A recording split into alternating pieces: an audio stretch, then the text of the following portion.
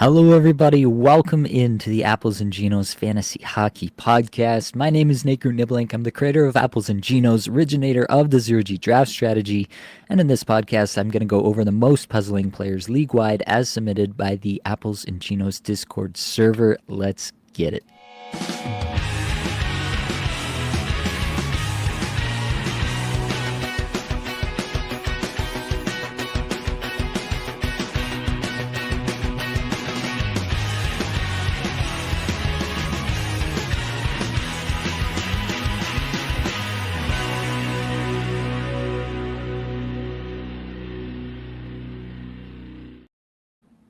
All right, welcome on in, everybody.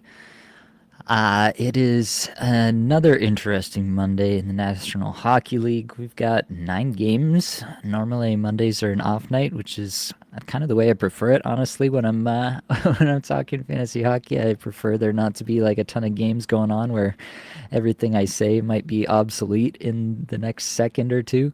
I've got the Leafs Tampa on my phone beside me here, so I'll be able to see what's going on there. But let me know if anything I say is instantly invalidated by something that goes on in one of these games as we get through it here. We got some people in chat. Michael's here. Just traded to get Dougie Hamilton. Hope that works out for me. I've got Dougie Hamilton in a spot, so I hope it works out for you too. Toronto Dave's in here. Hashtag Zero G appreciates you. All right, let's not waste any time. Let's get into it. Timo Meier, 2 assists in his last 5 games, but no goals. Just over 18 and a half minutes average time on ice. So the time on ice has been there. Curiously, the shots and chance generation numbers have kind of tanked a little bit here the last little bit. 223rd in shots per 60, 177th individual scoring chances 4 per 60, 110th in on ice Corsi 4 per 60, and 98th in on ice scoring chances 4 per 60. Still playing with Nico Hischier and Stefan Noesen at even strength. That has been the most common line for the last number of games on the season. Ranked 23rd in shots per 60, 6th individual scoring chances 4 per 60, 16th Corsi 4 per 60, 14th scoring chances 4 per 60. Good numbers across the board there. Shooting 10.1%, 9.5% on ice shooting percentage. I think Meier, even at this level, Meier has more to give than the 24 goal and 53-point pace that he's on. I think that he's should be at minimum a 60-point player rest of the way, and there's still some upside. Yeah, I don't know how likely it is that he maintains his current deployment over 18 and a half minutes average time on ice, but if he were to maintain that and plus get a little bit of positive regression, I could definitely see a scenario in which he's doing even better than we're expecting based on what he's been able to do so far. So I don't really think my take on the player has changed. The one thing that I guess is probably of note is that when Noesen was out, it was Dawson Mercer that went on the top power play, not Timo Meier. Blake was talking about this too in one of our recent pods. And so that is kind of disconcerting because there was the thesis that, all it takes is one injury, and now Timo Meier is getting big minutes, but also back on the top power play, and that's a way that he could exceed expectations moving forward. And it does seem like that may not even be the case, that they may just go with the Dawson Mercer type instead of a Timo Meier on the top power play if they need that. But either way, I still think Meier's going to be useful, but I do think that we're probably looking at a 60 to 65 point Timo Meier rest of season. I'm not probably the heights that I envisioned, right? There's a couple of things about Timo Meier that make him even still more valuable than just your average 60, 65 point guy too, right? He does shoot more than most, not as of late, but usually more than most. He throws the body around. If you just look at the last few games here, over these last 5 games that we're referencing here with the stats on the screen, he's also thrown 9 hits, so almost 2 per game. And he's also thrown, what is this? He's got 10 blocks in these 5 games. So he's providing some stats in other ways if you're in a Cats league or if your league has solid weights for peripherals. And Timo Meier he's definitely more valuable than your average 60 to 65 point player. It may not feel that way all the time just because you're not getting the actual points there. But yeah, I think that's what I'll say about Timo Meier for now. The only real, I feel like, update compared to where I've been in the past with Timo Meyer is that it doesn't look like he's necessarily the first choice for power play one if somebody comes off of that. Let's go back to the comments. Steve asks, "Hey Nate, when Allmark comes back, I'll have to drop one. Drop Vejmelka, Ingram, or UPL." For me, it's definitely one of the Utah tandem, and which one will probably depend on whoever's performing at that exact moment. We got Ingram going here tonight. Who's Utah got tonight? Winnipeg. So that's a good test. Ingram had a good game against St. Louis, and they went right back to him with this start, which is interesting.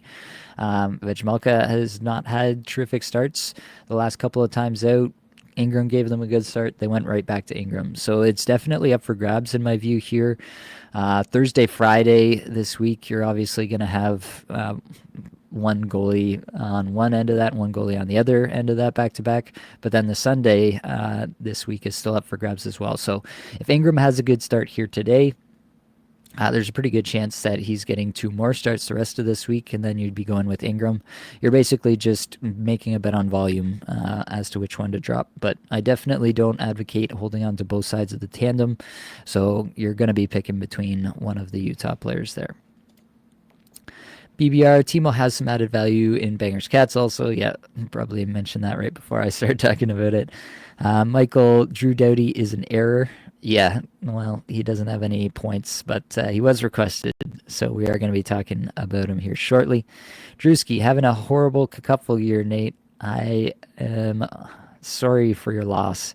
That's tough, and sometimes it happens, right? There's a lot of luck elements to this game that we play.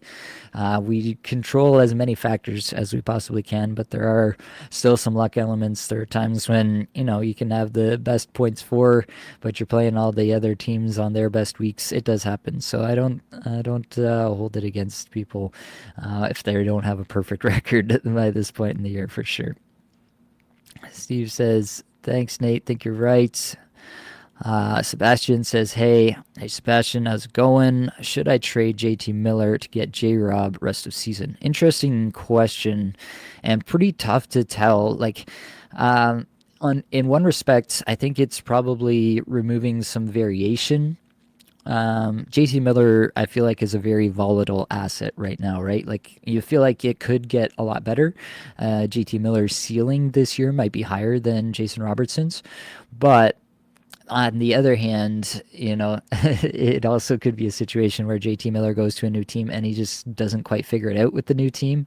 They don't integrate him as well as they necessarily could. We see this a lot. Like, it is a bit of a crapshoot when players go to new teams, especially in season after the halfway point of the season, often around the trade deadline. Half of them like blow up and they do awesome, and half of them they just can't get untracked in a new spot. And it's kind of hard to say if JT Miller would be the former or the latter at this point.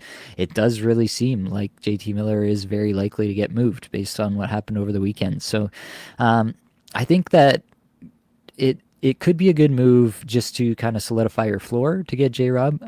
J-Rob feels like he has a solid floor, whereas JT Miller, it feels like we really don't know where the floor is right now. So from that perspective, I don't hate it. From an absolute ceiling perspective, especially if you're in a bangers league or if you have big hits weight, then JT Miller definitely is going to provide you more of that. But in a more kind of standard points setup, and I don't mind it getting J-Rob there. CG, best rest of season in 12-team points, Faber, OEL, Falk, or Riley? That is an interesting question. Honestly, I don't feel like I have a great answer to that. I'm going to just throw in a couple of those names to see what it looks like. I want to say Riley. That's what I want to say, just based on the fact that he's got the longest tenure there, but obviously he's not been getting power play. Ekman Larsson has been just checking pucks the last little bit, and so that's sometimes useful. All three of these points he's got in the last 5 came in the same game against Montreal there on Saturday. I don't really feel like I have a strong take, quite honestly. I guess I guess I would go with Faber at this moment, but I really don't feel good about that. That's mostly about playoff schedule, if I'm being quite honest. CG says like and subscribe, everyone. Yes, please like the video. That does actually help, I'm told, with the algorithm, etc. Best content. Appreciate you. Riley just dropped in 12 team points worth a shot. No periffs. Um, yeah, I do think that Riley can be useful, especially as if you need a fourth defenseman or something like that. I do think there is some potential use there, but you're gonna have to realize that it's not going to be pretty. If he gets power play one, you shouldn't expect power play one. You should view that as a bonus. Basically, is my take on Riley at this point. And I think he can be a 40 to 45 point defenseman without power play one, but that's kind of as good as it's going to get without it. So that's the case there. Let's get back to the list. Dmitry Voronkov, last 5 games, only 2 assists, no goals, 17 and a half minutes average time on ice. Now, I'm pretty sure I saw that Voronkov got an assist on this Kent Johnson goal. Let me just verify this in real time. Kent Johnson on the power play from Kirill Marchenko and Dmitry Voronkov. There you have it. So Voronkov, another assist here tonight, but yeah, the goal scoring has kind of gone away. He is still 75th in shots per 60, 97th individual scoring chances 4 per 60 over the last 5 games, 31st in on ice scoring chances 4 per 60. So that's obviously a pretty good number there. On the season, 38 goals, 66 point pace. I mean, to some extent, like he hasn't scored in 5 games. The shooting percentage is now down to only 21.3%. So definitely Voronkov was due for some regression. 13.8% on ice shooting percentage is still pretty hot. So I think it is probably just some regression coming. I'm probably just going to hang on to Voronkov as long as he's playing with A, Marchenko at even strength, and B, on the top line. If either of those were to go away, then I would reconsider my position. But I do have Voronkov in one spot, and I haven't honestly thought about moving him just yet.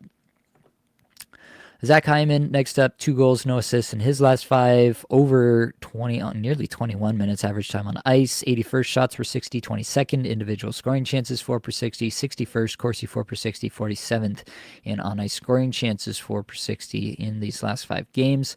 On the season, it's a 30 goal, 52 point pace for Zach Hyman now. McDavid came out not that long ago here on Monday that McDavid is going to be suspended for 3 games for his cross-check to the head of Connor Garland. So that's not going to help Hyman, right? Hyman does definitely thrive as McDavid's winger on power play and on at even strength.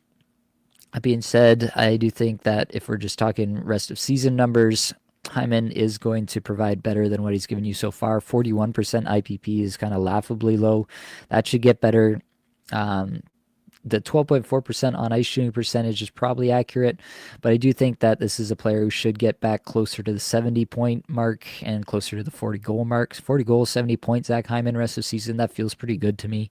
And average time on ice has continued to climb. So if that continues to go up, that should only improve things from here on out. So these next 3 games without McDavid notwithstanding, I anticipate Hyman maybe not exactly what we thought he could be.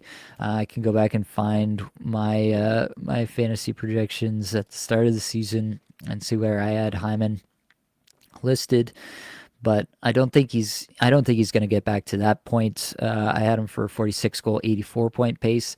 I'm now dialing that back to probably a 40 goal, 70 to 75 point pace rest of season. But yeah, I do think that especially if he gets these extra minutes that he's been getting in the last 5 games, that there is some potential for a little bit more there. Next up, Mikhail Sergachev. Sergachev missing the game here again tonight.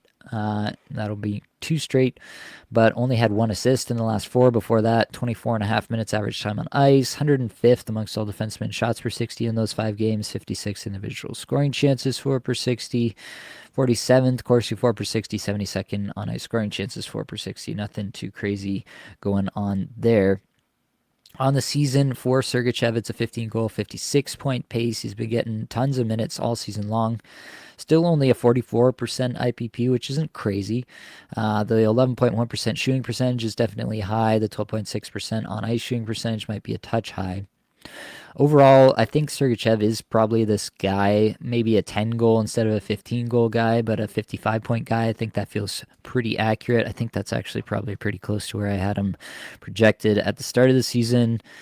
Yeah, 9 goals, 55 points is exactly what I had him projected for. He has been getting a little bit more minutes than what I projected. So he's at, on the season, it's a 25-minute, 45-second average time on ice, where I had him for 24 and a half. So a little bit more on top there. But that's probably also just been due to all the injuries on the Utah blue line, Sean Durzi being out, and that could potentially get reduced here moving forward. So that's at least something to consider with Sergachev. But overall, I don't think we should vary too much from a roughly 10 goal, 55-point pace for Sergachev rest of the season. Go back to the comments here. Thoughts on Fantilli for the next 2 to 3 weeks? Yeah, I'm enjoying what I'm seeing of Adam Fantilli. We can throw him in the sheet here, have a quick look. 2 goals, 2 assists, 4 points in his last 5, over 19 minutes average time on ice, 78th shots per 60, 104 individual scoring chances, 4 per 60, 36th in on ice scoring chances, 4 per 60. Yeah, I think Adam Fantilli is in a good spot, right? He's centering that Voronkov Marchenko line, and they haven't honestly missed too much of a beat. They were really hot before with Monahan, and they're only just hot now, I guess you could say, with Fantilli there. But it does seem like it's working out pretty well overall. So I'm pretty into Fantilli for the next 2 to 3 weeks. I do think he's a pretty solid option. And then we'll have to see where things are at after that, because, yeah, Marchenko is a guy you want exposure to for sure. And Voronkov, when he's on, has been able to bang home a lot of pucks and garner these extra points for the team. So yeah, Fantilli's in a good spot right now. For the next 2 to 3 weeks, I don't really see that changing. And so I do think, it might not be a point per game Fantilli for the next 2 to 3 weeks, but he can probably be somewhere in the 70-point range as a pace for the next 2 to 3 weeks. So whatever that works out to, if he plays 10 games, maybe he's scoring 8 points for you. Somewhere in that range, I think, feels like a decent expectation for Fantilli over the next little bit with this kind of deployment. Dan asks, hey Nate, is Reinhart too big a reach in a trade for Morrissey? Other choices, J-Rob, 12-team points league. Thanks. I don't think you're getting Reinhart for Morrissey. I would send the trade. Like there's no reason not to, really, unless you think it's gonna just totally put off the other manager and they're not gonna be interested in talking trade at all with you after. But I think that's a totally valid trade to offer. I doubt it goes through. The other choice is J-Rob. Yeah, to me that is probably a fair valuation between Morrissey and J-Rob. I might slightly prefer J-Rob rest of season, but Morrissey is probably a little bit more sure of a thing. We've obviously seen J-Rob have some ups and downs so far this season. I guess what I would say is, do you need the left wing or do you need the defenseman more for your particular roster? And that can be a consideration.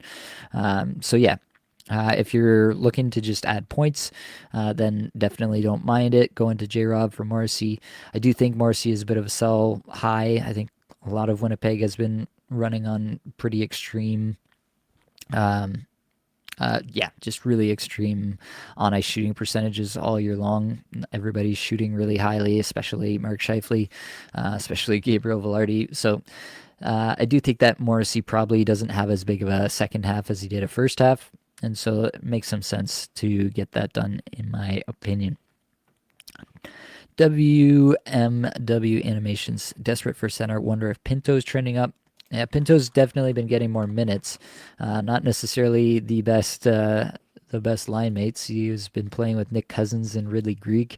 That's definitely not who you want to see on your wings, but he's been getting tons of minutes, as you can see, almost 20 minutes a night. Does have 4 assists in the last 5 games. Had an 8-shot night randomly there on Saturday. I like Pinto, but yeah, it's going to be tough for him without power play one, without access to really good even strength line mates. That's going to be tough for him to really come through in any sort of major way. But I like the player. So check some practice lines. I haven't seen anything today. I guess I could just see if there's anything else going on. Yeah, it's back to Cousins, Grieg, and Pinto. So um, looks like it's still the same as of now. So if you get a change there and Pinto's suddenly playing with Kachuk, he's suddenly playing with Batherson, even Giroux, yeah, there are definitely ways in which it gets a lot better for Pinto from here, and I do think that the player is talented enough to warrant consideration, if that makes sense.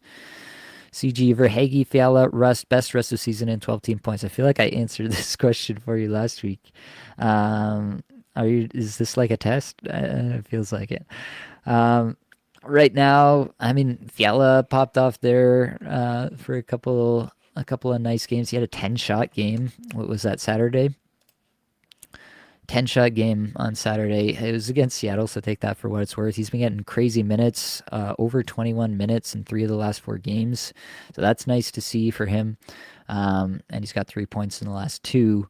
4 shots, 4 shots, 4 shots, 4 shots, 4 shots, 4 shots, 3 shots, 10 shots in the last 5 games. Really good stuff from Fiala. Love to see the extra minutes going his way.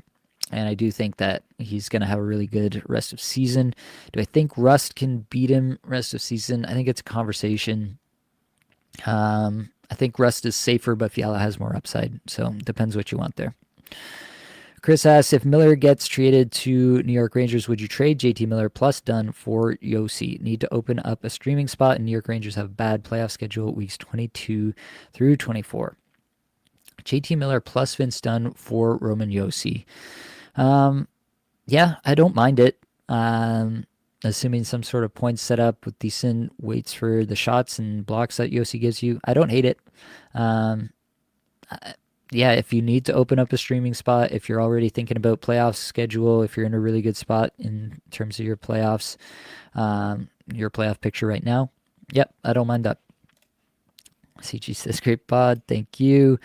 Gomer Jackson, would you trade Wool for Blackwood in a points league? Absolutely, I would. Really curious about John Carlson. Rest of the season, his points just dropped like a Led Zeppelin. All right, let's put in John Carlson. 1 goal, 1 assist, 2 points in his last 5. Still nearly 23 minutes a night. 56 shots per 60. 38th individual scoring chances, 4 per 60. 123 in Corsi, 4 per 60. And 92 in on-ice scoring chances, 4 per 60. Okay, it's a 7-goal, 50-point pace for him on the season. Still has a really low IPP, 36%. High on nice shooting percentage, I guess, at 13.2. Evens out a little bit, but Carlson has been a high IPP guy in the past. I guess overall, I do think Carlson can be better from here on out. As long as he's getting these minutes, as long as he's on top power play, I do think that he can be better than this. The question is, how much better? Like, is it 55 point or 60 point, or what are we getting out of him, right? And that is a valid question at this point. I had him projected for 15 goal, 53 point season with 24 and a half minutes average time on ice. So he's a little bit down in terms of the average time on ice. Yeah, I don't think I would vary too much from that. The only real difference relative to my projection here is that Chychrun is continuing to have a monster season. His scoring chances over the last 10 games, first amongst all defensemen. Yeah, he's doing the thing right now. And so that does give me some pause as to how secure John Carlson's role on the top power play is if they decide that Jakob Chychrun is the guy that's contributing the most there. And I mean, I haven't checked their actual power play points in the last little bit here, but it wouldn't surprise me if Chychrun had more, just based on their paces so far this season. But either way, it is a concern for Carlson that you didn't really think was necessarily a possibility, that he could potentially get moved off of a top power play unit at some point. I still don't think it's the most likely scenario, but it's at least a possibility. And so you have to bake that in just a little bit with Carlson rest of season. But if he maintains the current deployment, I do think he can be a little better than this current 50-point pace. All right, let's move to Tofu Tomo. Tofu Tomo. Yeah, I got that right. I know you're getting to Wallman. I have Darlene, Wierenski, Hudson, deciding who to keep as fourth or keep five. D. Doughty on IR, but now skating. Also have Wallman and Fowler. Drop who for Drew? Drop who for Drew? So right now it would be Fowler for me, and I know he scored in this game, so that feels like bad timing. But yeah, I don't think Cam Fowler is the guy who's like gonna make you really regret dropping him over the course of the rest of the season. I do think that Doughty probably comes back to top power play, and so I think it would be Fowler for me. Yeah, we'll talk about Wallman in a minute here. We will talk about Doughty a little bit more as well, but that's who I would go with personally. Trusky says, Nate, been thinking about sending my Aho for Marchenko. Need to upgrade my right wing in Kakupful. I don't mind it. I think Aho's probably a more consistent player. Like we've seen it for longer, and you expect him to continue. But if I'm just guessing at their, not guessing, if I'm projecting their performance rest of season, I think it's probably relatively similar. And so if you do need to open up some center, like obviously Aho center only, if you need to open up some center only stuff and get yourself more on the wings, then I can see it. I think they're yeah, in a similar tier for me right now in Kakufel scoring. So I think that makes sense for me. You rock, Nate. Thanks for the help. No problem. Thanks, Nate. No problem. All right. We're getting back to the list. Left off at Mikhail Sergachev. Let's talk about Matthew Knies. Knies has an assist in this game here, setting up Matthews in the neutral zone for him to go in and wrist 1-5 hole. Nice goal. But before this game, Knies only had 2 assists in his last 5. Yeah, after having that massive game and everybody getting so excited, who could have seen it coming? Just 2 assists in the next 5. Either way, still getting close to 19 minutes a night. 312th in shots per 60 and 294th in individual scoring chances for per 60. And this is kind of the problem with Matthew Knies, is that he does kind of just go missing in terms of the chance generation. And so if he's going to do that from time to time and just completely rely on Matthews and Marner to do everything and just kind of be like, he's better than just a third wheel. Like he is contributing something of value to that line, but whether or not that's really going to show up for fantasy in a big way is definitely a question. On the season, he's on a 29 goal, 51 point pace. I think the point pace is probably relatively secure, but the 29 goal pace is coming via a 21.1% shooting percentage. I think that probably comes down. And so maybe he's more of a 20 to 25 goal, 50 point pace player rest of season, given the current deployment. Dougie Hamilton, next up. 1 goal, 1 assist, 2 points in his last 5, 19 and a half minutes average time on ice, 104th in shots per 60, but 5th in individual scoring chances for per 60. 14th in on-ice scoring chances for per 60. That's a 10-goal, 49-point pace for Dougie Hamilton on the season. He is first or second in every metric that I like to look at amongst defensemen on the season. All the underlying stuff suggests that Dougie Hamilton is still terrific and in a terrific spot, but he currently has a 38% IPP, and that is really holding down his fantasy production, along with some reduced minutes from Sheldon Keefe in the last month or so. So, I mean, under the hood, everything looks terrific for Dougie Hamilton. So I can't really advocate for anything there. For a while there, when Luke Hughes was hot, I was starting to get worried that Luke Hughes was just going to completely bump Dougie Hamilton off the top power play. Hughes has since quieted down, and that looks like less of a threat at the moment. But that specter still looms, right? That could happen at some point throughout the rest of the season. If I'm just evaluating the player Dougie Hamilton, I think that he probably deserves some better points luck moving forward. And we should probably see him push closer to a 60-point pace, even with the reduced minutes. He should be somewhere in that range. If I go and look at what I had him projected for at the beginning of the season, Dougie Hamilton, 16 goals, 64-point pace. That was with 22 minutes projected average time on ice. So, yeah, knock that down to the 20-minute range. Yeah, he might be in the 55 to 60 point range. Somewhere in there would be my projection rest of season. Do think he deserves a little better than what he's gotten as of late. Teammate here, Jesper Bratt, only 3 assists, no goals in his last 5. still skating close to 21 minutes a night, 225th in shots per 60, and 110th in individual scoring chances, 4 per 60. Still good on ice numbers. But yeah, Bratt had been shooting a lot more earlier in the season, and that seemed to taper off as the season has worn on. And that part is a little disappointing. We're hoping that it was, just another step for Jesper Bratt. 25 goal, 87 point pace on the season now for him. 74% IPP, 13.8% shooting percentage, 12.5% on ice shooting percentage. I don't think that's too far off from what we can expect from him rest of season. I had him for a 33 goal, 85 point pace. So yeah, I think we're right in the wheelhouse here in terms of what Jesper Bratt is doing on as a season long pace. Maybe he deserves a few more goals. But he also has to shoot a little bit more. He hasn't been doing that as of late. So, yeah, I don't love the recent lack of production or the recent lack of shots that he's been, I guess, not providing as fantasy managers. But it's still a really, really talented player in a really, really good spot for fantasy production. It's just a little cold at the moment. I'm not reading too much into it. JJ Peterka, 2 assists his last 5.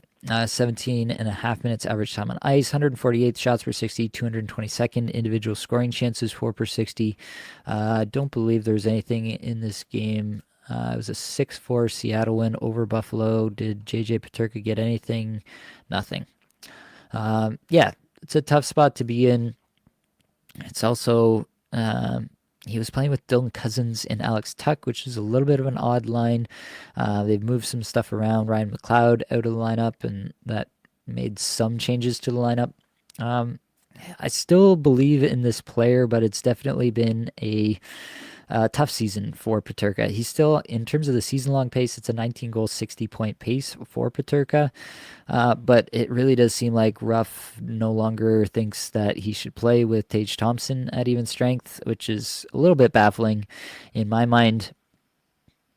But it is what it is. You can't sway the coach one way or the other, I guess. So yeah, in terms of looking forward, what do we expect from Peterka? Given the current deployment, I don't think you're expecting much more than a 50 to 55 point pace rest of season. He can definitely do better than that with better deployment, with exposure to Tage Thompson at even strength, but it's looking less and less likely as these games wear on and he's maintaining just the second line kind of usage that he's going to get that Tage exposure for the rest of the season. So that's where I'm at on Peterka. All right, back to the comments. Stalin, Wallman, Dobson, and Parayko. Would you drop any of them to pick up Doughty? I would want to know that Doughty is getting top power play before dropping one of them. If I were to drop one of them, I would probably be Parayko, unless you have really crazy block weight in your league. PB Stars, would you rather have Peterka or Zucker? At the moment, I think you have to go with Zucker, but JJ Peterka is a much more talented player in my mind, but Zucker is line 1, power play 1, and has been for over a month now, I think. I think you just have to take the deployment in that particular case. So that's where I'm at on that. Scott says, love the channel. What do you think of this trade, Svech and Stammy for Barzal and Hedman, Bangers Cats League? Could swap out Svech with Meyer. That's an interesting question. I think so. Svech and Meyer are both obviously Bangers kind of guys. Meyer shoots a little bit more, but definitely comparable. Yeah, I don't know if I have a strong take. I think I would probably rather trade away Meyer than Svech, but it is very close. And then Stamkos and getting back Barzal and Hedman. Barzal has less. He's less valuable in a Bangers Cats League for sure, right? He doesn't really do a lot of the hitting and blocking that's useful in that kind of league. But I do really like Barzal in terms of a point scorer rest of the way. Like, I do think he will outscore both Stamkos and Svechnikov in terms of just points. So that's of interest. If you need a defenseman and you need Hedman, Hedman also is not like a major Bangers Cats kind of guy. So yeah, I guess that really depends. Do you have enough hits behind if you're trading away Svech and Stamkos to really take the hit, pun intended? to go down and lose all those hits when taking on Barzal and Hedman. In terms of the point scoring, I think you probably come out ahead, but you're giving up a significant amount of hits to do it. Maybe that's worth it to you with the kind of categories that you think you need to be targeting for your specific team, but that's the choice you're making there. Gilbert Jackson says, sweet, thanks again, man. No problem. Wish Ross Colton would go back to October. You and me both. Nate Dog 247, great name. Wilt Kachuk and Barkov figure it out. Sorry if asked already. Yeah, that is on the list, so we will get there. Hang tight. Like the stream. Appreciate you. Chris asks, would you trade Holloway or Kadri for Barzal in a points league with shots? I would trade either of them in a heartbeat. Scott says, thanks. Trevor says, Nedeljkovic or Ingram worth a pickup over Demko.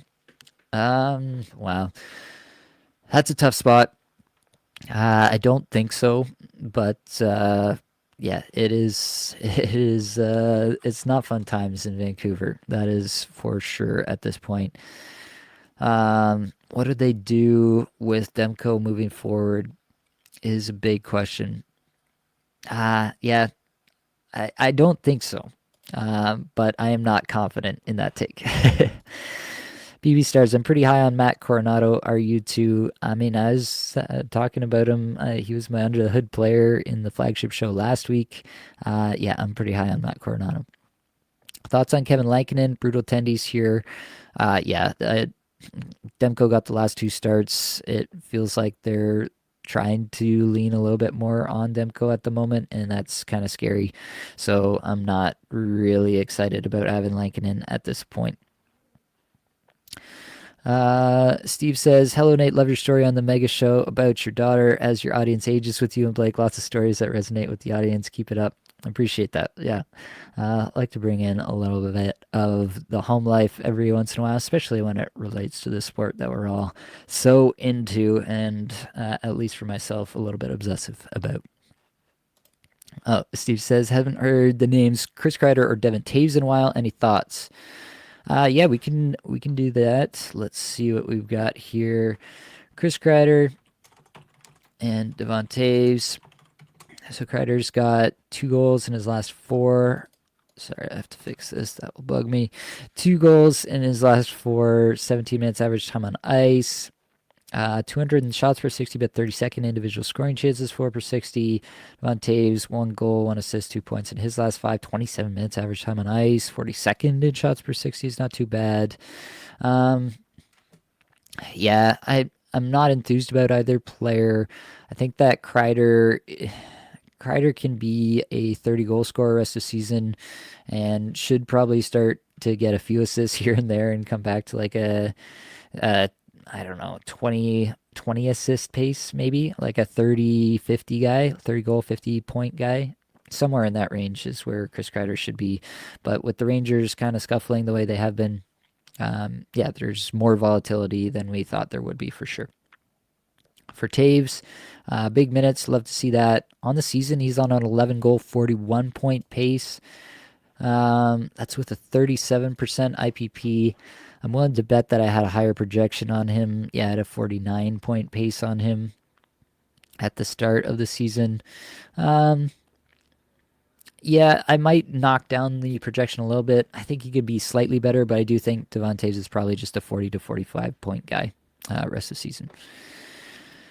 Do you think Gibson gets traded? I think they're trying to. I think they will try to get it done. Whether or not they do get it done is still another question. Gibson has to continue to play well to make himself valuable to another team, and the Ducks probably have to retain some salary there. CG says Freddie's back. Indeed. Tofutomo, there's no logic with goaltending in fantasy. It's just all just pain. Welcome to the club. All right, back to the list. Drew Doughty, next up. Really, we're just talking about the situation here. I have come to believe with the amount that Brandt Clarke has been deprioritized as the season has worn on. He was taking shifts at forward in the last game. He skated 13:54 in that game.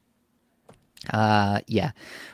I truly believe that Drew Doughty is going to take over power play one when he comes back. Maybe not in the very first game, maybe not in the first week, but definitely over the course of the first couple of weeks that he's back, is my take on Drew Doughty right now, just based on what we've seen. Yeah, that's where I'm at. I think Drew Doughty comes back and he's given the power play sooner rather than later, and he'll be relatively valuable. I think Doughty can still be that 45 to 50 point guy with a bunch of hits and blocks to back it up. So he'll be valuable in almost every league, in my opinion. Jake Wallman, the next one assist in his last five.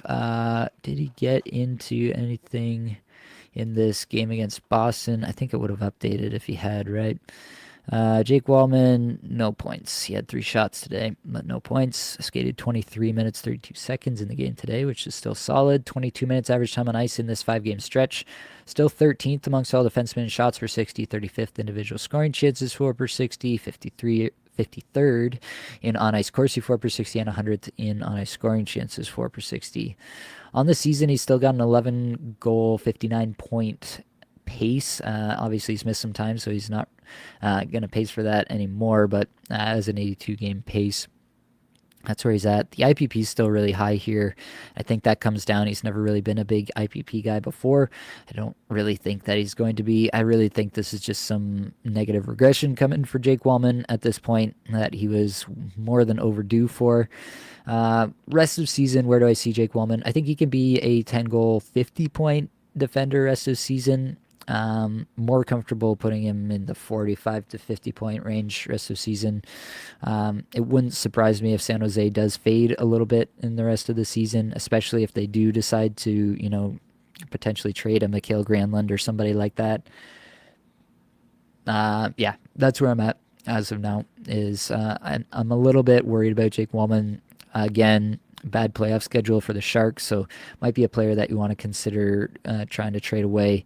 You might need a little bit more of a hot streak from Wallman to be able to do that again. So might not be the exact moment right now, but probably the way to go there.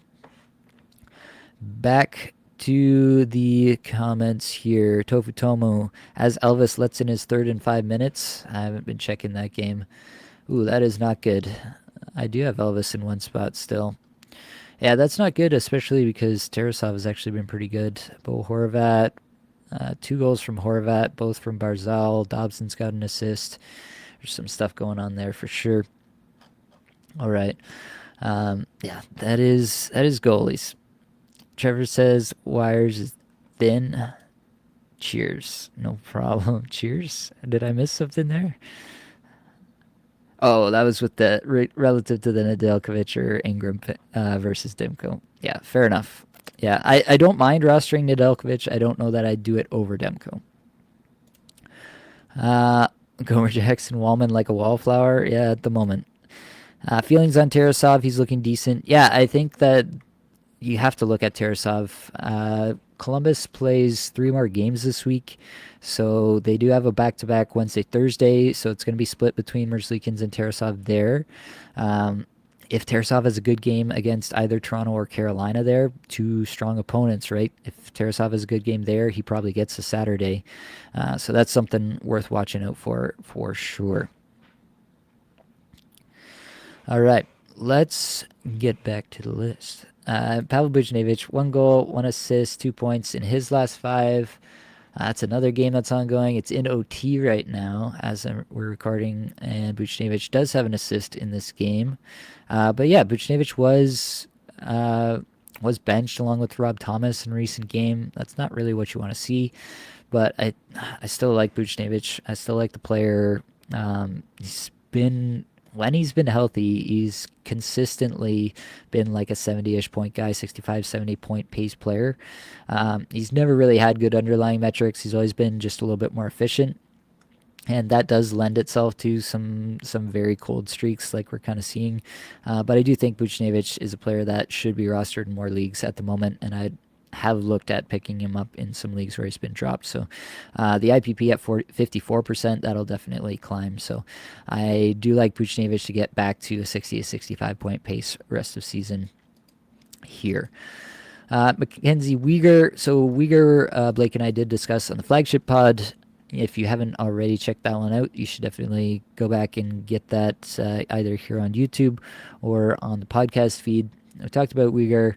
Cole's notes is, yeah, you can't expect anything in Calgary right now. They're splitting power play units, and it's not honestly like super beneficial for anybody except for the players who normally wouldn't be getting very much power play time at all. Mackenzie Weegar's on a 9-goal, 40-point pace at the moment. He should probably do a little bit better than that, maybe like a 45-point pace we could hope for, but it's not going to get much better than that, unfortunately. And the shots are down as of late with Uyghur, which is concerning. So, yeah, it's not a good spot for Mackenzie Weegar managers, but I think you're probably going to hang on to him just for how good he is for the blocks and the hits and everything, and the prospect of that 45 points will keep you coming back for more. So now this is the Florida Panthers situation here. Matthew Tkachuk, actually all these guys. Matthew Tkachuk, Alexander Barkov, Carter Verhaeghe all have exactly 2 assists, no goals in their last 5 games. Tkachuk is skating 20 minutes a night. Barkov 22, Verhaeghe 16 and a half. Underlying metrics, 209th in shots per 60 for Tkachuk, 258 for Barkov, 7th for Verhaeghe. Second in individual scoring chances, 4 per 60 is Verhaeghe. He's actually popping off under the hood, but playing on the third line because, yeah, why would you want good players to play with other good players and score goals for you, right? The lineup rather, how they're deploying their lines, Paul Maurice, not making a lot of sense to me at the moment. Verhaeghe playing with Lundell and Boqvist, and Tkachuk playing with Barkov, Rodriguez. Yeah, it's kind of all over the place actually in this last game. They moved some stuff around. I don't like it, basically, is what I'm trying to get at here. That being said, I don't really have a lot of concerns. I'm actually kind of bullish on Tkachuk for getting this 20 minutes a night. That's a big bump from where he was earlier in the season. So that is honestly reading as a bullish sign to me. Barkov getting even more minutes than usual. That's kind of nice. But Verhaeghe's the one that I'm just begging Paul Maurice to put him back on the line with Barkov and Reinhart and get that thing going again. That's what we all want to see. So make it happen, Paul. And I do think that Verhaeghe will bounce back in a big way if and when that happens. Stefan Noesen, 1 goal in his last 3 games here, is back, but he did miss a few games there. I mean, he goes right back on the top power play, doesn't miss a beat, goes right back on the Hischier-Meyer line. And so he'll have value from that perspective. But the metrics have fallen off a bit as of late. The individual metrics, I should say. The on-ice metrics are probably always going to be good because the Devils are that good and Meyer and Hischier are that good. And so he can get really good on-ice metrics. He can, be efficient just because of the players he's playing with. But the 30-goal, 49-point pace that he's on, I think the goal scoring comes down. The point pace may continue. So, yeah, similar to Matthew Knies, I guess, is probably a good way to look at it. Pretty similar in a lot of respects there. Martin Necas, right here, 1 goal, 3 assists, 4 points since last 5.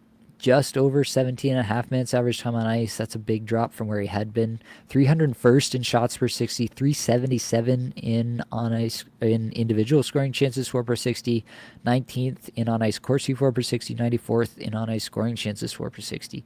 Necas has just stopped shooting, stopped generating his own chances. That's really concerning at this point. It's a 91-point pace on the season for Necas, but he's going to have to start doing more of it himself to keep this up. I'm leaning further and further back on my Necas projections for the rest of the season. Right now, if I had to guess, I'd put the over-under at like a 75-point pace rest of season for Necas. That's where I'm at the moment. All right, back to the comments. WMW Animations. Your summer series with Nate was a blast to listen to, where you review each team in depth. Enjoyed listening on bike rides and recommend other A&G folks listen this upcoming year. Appreciate that. Yeah, that's our kind of projections series that we do. We spent hours and hours. I think we did something like I think we did 16 hours worth of content across the 32 teams, going team by team and kind of breaking down everything we saw there. And obviously, there was some stuff we missed. Nobody's perfect, but I think a lot of the stuff we talked about really did come true. It's reflected in our fantasy guide as well that we put out. Yeah, I think that it was some of the best content, honestly, that we've put out. So I appreciate you going back to that. I really do appreciate when we put out something that we really feel is good content. We don't want to like I don't know if it's really tooting our own horn or what it is, but we don't want to be like, this is like the good stuff right here. It kind of feels weird to say, but I do really appreciate it when we get that kind of feedback on what we, Blake and I, when we're talking about it, we really feel like that was some of the best work we've done. So appreciate hearing that feedback with Blake. Yeah, I understood where you were going. Gomer Jackson, appreciate you, man. Great work. Appreciate you. Is Hogberg legit? Is Hogberg in net for this game? I didn't actually see who is starting for the Isles. Is it him? No, it's Sorokin in this one. So Hogberg played in the last game, I believe. Did he play another one more recently? So, oh yeah, that's right. He did. Yeah, so the last three starts that Hogberg's had have been quite good. Only one goal against in each of them. So yeah, I mean, he also, like, the last one was against San Jose, so that wasn't like the most difficult opponent either. The other one was against Ottawa, which hasn't been a great team as of late in terms of goal scoring. I don't want to like get too excited about it, but yeah, I think that the Islanders are playing well right now. You're seeing it again in this game against Columbus at the moment. And so I do think that it could be a good situation for goalies. They might try to keep Sorokin a little bit more fresh rest of season. That being said, it's a bloodbath in the East right now, and the Islanders need those W's. So they may find themselves feeling like they have to lean on Sorokin. I don't think you are really looking at Hogberg as anything more than like spot stream. But yeah, it's maybe a spot stream that you're a little bit more interested in now than you would have been before. BB Star, sorry Nate, but I'm not sure I followed. What's your stance on Barkov? His metrics are pretty poor. Is this just a bad stretch? Yeah, his individual metrics are not like terrific, but the on ice metrics are pretty good. 23rd in Corsi 4 per 60 and 39th in on ice scoring chances 4 per 60. Still like 148th in individual scoring chances 4 per 60. That's not terrible. That's in line with his season long numbers. Barkov is not a big time individual chance generator or shooter. He really does kind of more focus on making players around him better. He's on a 24 goal, 84 point pace on the season, and I feel like that's pretty accurate to the player that he is. Yeah, I'm not concerned, basically. Honestly, he's getting even more ice time as of late. That's a bonus in my mind. So I have basically no concerns with Alexander Barkov. Tofu Tomo think Logan Cooley is a must-add these days. Pretty much, yeah. I love what that kid's doing for Utah at the moment. All right, these are the last two on the list here. Jakub Dobeš and Levi Merilainen were requested as goalies to take a look at. It's definitely interesting. Dobeš has not been beaten in his 5 starts since joining the Montreal Canadiens. That being said, like, it's still not clear what Montreal is trying to do with this with these goaltenders, right?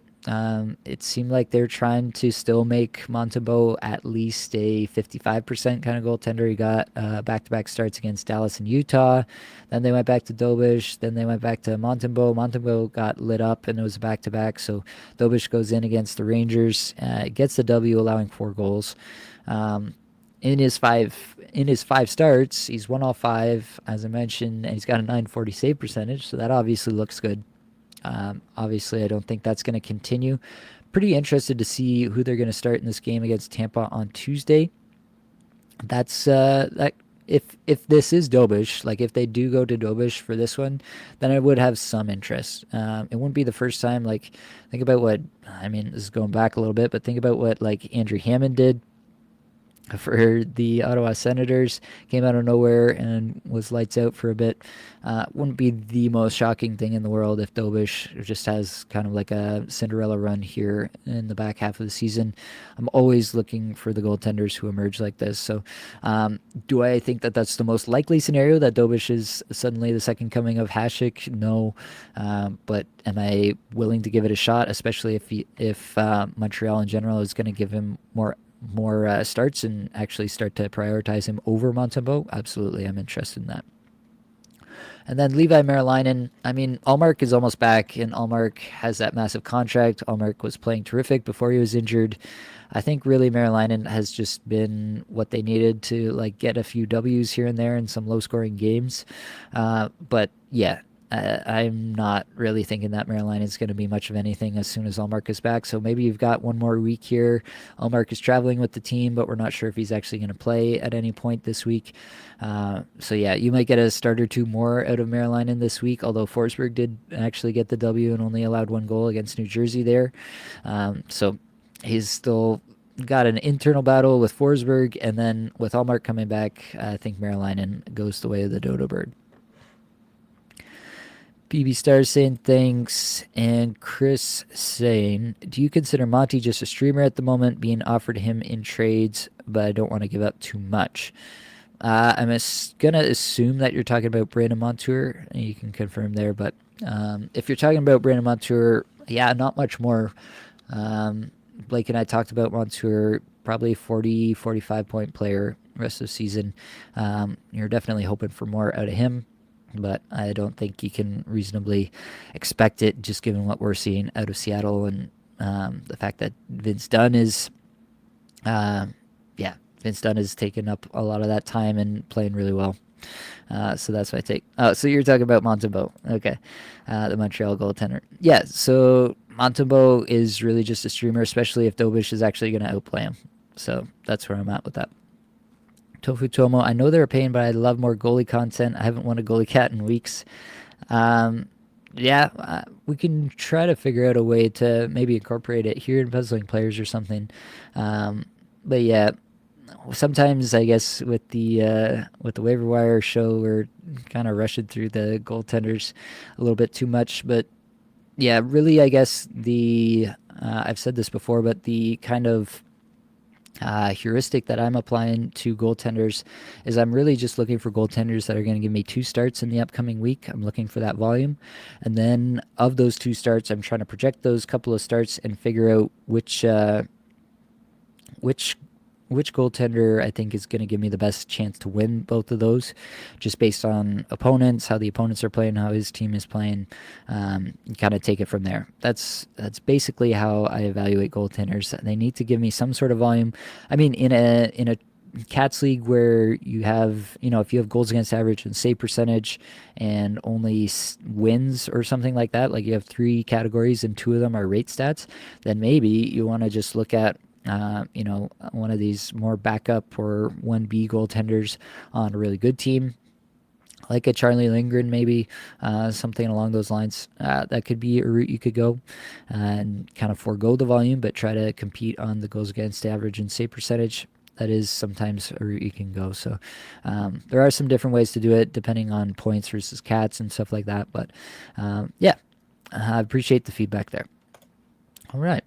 I think that we've reached the end of everything here. So I appreciate everybody stopping by. Click the link in the description. Join the Apples and Geos Discord. One more comment. We'll throw this in here. PB Stars, do you believe in reading the tea leaves and goals saved above expected, etc.? I don't think that the commonly available data is really worth looking at, to be quite honest.